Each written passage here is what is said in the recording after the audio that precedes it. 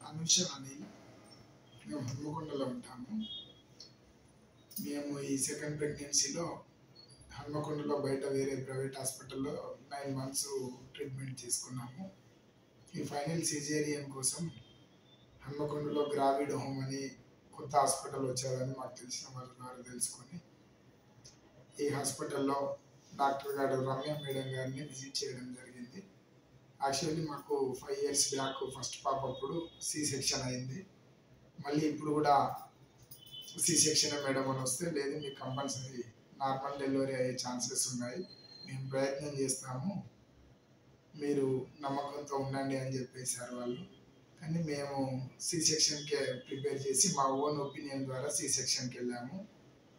So Ramya madam గారు బాగా care తీసుకొని మాకు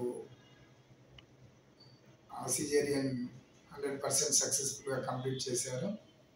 సో మా బేబీ కానీ మా మిసెస్ కానీ మేమందరం చాలా హ్యాపీగా ఉన్నాము. సి సెక్షన్ తర్వాత మాకు వీళ్ళ హాస్పిటల్లో 4 days ట్రీట్మెంట్ కూడా చాలా బాగా జరిగింది.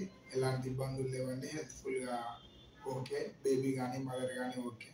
హాస్పిటల్ నర్సులు కానివ్వండి, సిబ్బంది కానివ్వండి, రిసెప్షన్ కానివ్వండి, ఎవ్రీథింగ్ చాలా సపోర్టెడ్గా ఉన్నారు.